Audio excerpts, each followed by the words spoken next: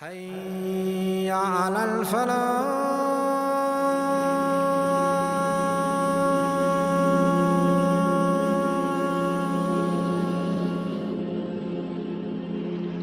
Now Ibrahim alayhi salam at this point is very old man. He's around the age of 100 years old. And he has a child from his wife Hajar. And what happens is Allah subhanahu wa ta'ala commands Ibrahim alayhi salam to take his wife Hajar and his new son. His name is Ismail. He says, take your wife and your son and take them to the middle of the desert and leave them there. Why did Allah subhanahu wa ta'ala ask Ibrahim alayhi salam to do this? Because Ibrahim alayhi salam in his life he had made a dua one time. He said, my life, my death, my prayers and my sacrifice, all of it is for Allah. Whatever Allah wants me to give, I give it. When you make this claim with Allah subhanahu wa ta'ala, know that Allah is going to test you. So now Ibrahim alayhi salam has a son. He wanted to have a son for a long time. His wife Sarah, she couldn't give him a son. And now Hajar has a son. Sarah is feeling a little jealous. And Allah subhanahu wa ta'ala now tests Ibrahim alayhi salam and says, Ibrahim, take your son and your new wife Hajar and take them to the desert and leave them in the desert. In the middle of the desert, in the dunes. And he takes his family, his wife and his baby, and they start walking towards the desert. And Allah tells them to go to this one specific place. It's a valley inside this desert and it has a name. It's called the Valley of Bekka. And Ibrahim alayhi salam takes his wife and his son into this valley and he turns around and he tells them, listen guys, you have to stay here and I'm supposed to leave you here, so I'm going. He turns around and starts leaving. Now Hajar, she's holding a baby in her hand. She's a mother. And so Hajar is there in the desert, she's looking around and she sees there's nothing there. So she goes after Ibrahim saying, Ibrahim, are you going to leave us in the desert? There's nothing here. Ibrahim alayhi salam is walking away and this is not easy for him too. So he's got his back turned to them and he's crying, he's shedding tears and he's walking away, not saying anything. And she's like panicking, she's running after him, Ibrahim, Ibrahim, please talk to me, you're going to leave us here? Ibrahim alayhi salam is quiet and then she says, Ibrahim, did Allah ask you to do this? Ibrahim stops, alayhi salam. He says, yes, this is the command from Allah. Now Hajar, she's been living with Ibrahim for some time. And she's learned about Allah subhanahu wa ta'ala. She knows who is Allah. She knows what Allah subhanahu wa ta'ala's attributes are. She knows Allah subhanahu wa ta'ala is Ar-Rahman Ar-Rahim, the most merciful, the most kind. She knows that Allah is more merciful to His creation than a mother is to her child. So Hajar alayhi salam, she says, oh Ibrahim, if this is the command of Allah, then you keep going, I'll stay here and don't worry about us. Allah will take care of us. Ibrahim, you go, we'll be fine. Hajar alayhi salam is there with her baby and she has some dates Ibrahim left them with and she has some water Ibrahim left them with and she starts eating the dates and drinking the water and feeding the baby. 1 day passes, 2 days pass, the dates run out and the water runs out. And now she's getting hungry and she's watching her baby son, Ismail, also get hungry. So Ismail starts to cry and he's starting to bite his fists and all of these things. And Hajar is getting hungry and she's realizing her milk is out and she can't feed the baby and there's nowhere any water or anything. So she's getting scared. So she starts getting panicky and and also when you don't have water and food for a long time, your brain stops working the way it's supposed to work.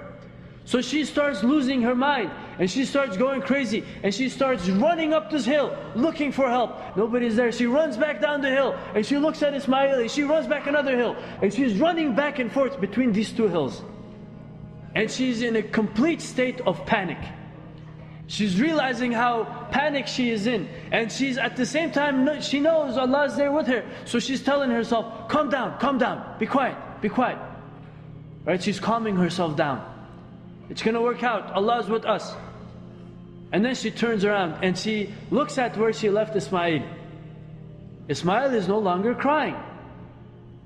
The grief and sadness and everything takes over her, and her eyes are rolling with tears, and she runs towards Ismail and says, "What happened?" And she comes down and she finds that there is an angel standing over Ismail alayhi salam. And the angel lifts something up and hits the ground. It's the part of the ground where the heel of Ismail alayhi salam hits the ground, and water gushes out. And Hajar is shocked. He's sleeping and he's full, and his thirst is quenched, and water is gushing out from the ground. And she realizes this came from Allah subhanahu wa ta'ala. So she's still in that panicky state. It still hasn't worn off yet, and so she's still thinking the water might disappear. So she starts building a wall around the water, and she's very in a state of rush, and she's building this wall, and she's saying, "Zamzam, Zamzam, Zamzam, Zamzam," means stop, stop, stop, stop. Because she's watching the water flow away. And she builds this wall around it. Rasulullah sallallahu alaihi wasallam said, "May Allah have mercy on our mother Hajar. If she left the Zamzam alone, it would have become a flowing river in Arabia." So now she's in the middle of the desert, she's got water, and she's got her baby. What do you need to survive? Food. Can you survive with just water? Suddenly birds starts hovering around this water. Why? Because there's water. And in the distance far away, there's a caravan, lots of camels traveling with people. And they're coming from a place in Yemen, a town called Jurhum. And this is a tribe of Arabs. These are the original Arabs. Ibrahim alayhi salam, was he an Arab? No. No. Is Hajar Arab? No. No, she's from Egypt. What about Ismail? Is Ismail Arab? Yeah. No, he's a combination of Iraq and Egypt. Now, the original Arabs, the Jurhum Arabs, now there's a caravan traveling, and they see in the distance the birds. They say, "Wait a second, we've been traveling through this road for hundreds of years. Our ancestors have been traveling through these roads. We've never seen water there. What's birds doing there?" So they sent a scout. He finds that there's water, and there's a woman there with her baby. Something amazing happens. The scout goes back and calls all of his men. They all come. And they find Hajar alayhi salam standing with the baby, and the water is there under her feet. And they ask her, "Can we drink from this water?" And her response is even more strange. She says, "You can drink from it now, but this water belongs to me. If you're going to drink from it, you have to pay us." She's in no position to bargain with them. She has nothing, she's just holding her baby. And this water is there, they can just take it from her by force. But she's making demands from them. And even more strange thing is, they say, "Okay, we will do that." Honorable people. And they start settling there.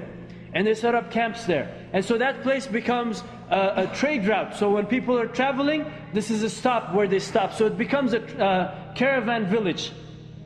Tribe from Jurhum settles there. And now she's living among them, and Ismail alayhi salam is growing up with them. And Ismail alayhi salam grows older and older and older, and he has yet to meet his father. He never met his father. Now this is a test from Allah subhanahu wa ta'ala. Allah didn't allow Ibrahim alayhi salam to meet his son for a long time.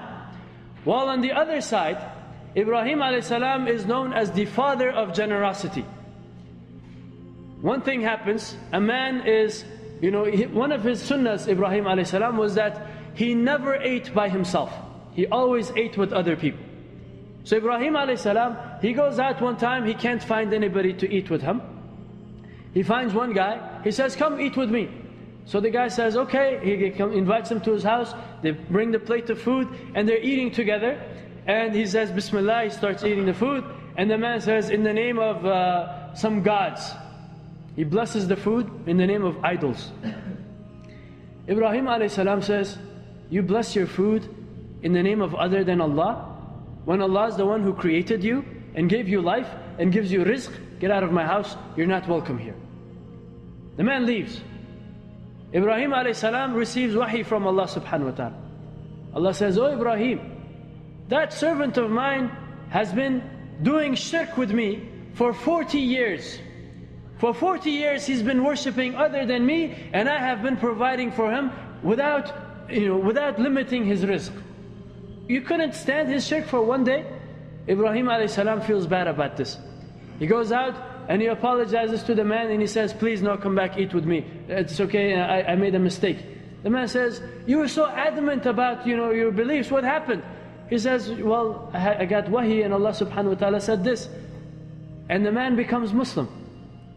Right? So we learn from Ibrahim a.s. that you have to extend hospitality and generosity not just to Muslims, to all of humanity, regardless of who they are, regardless of how they are. That's the way of Ibrahim a.s.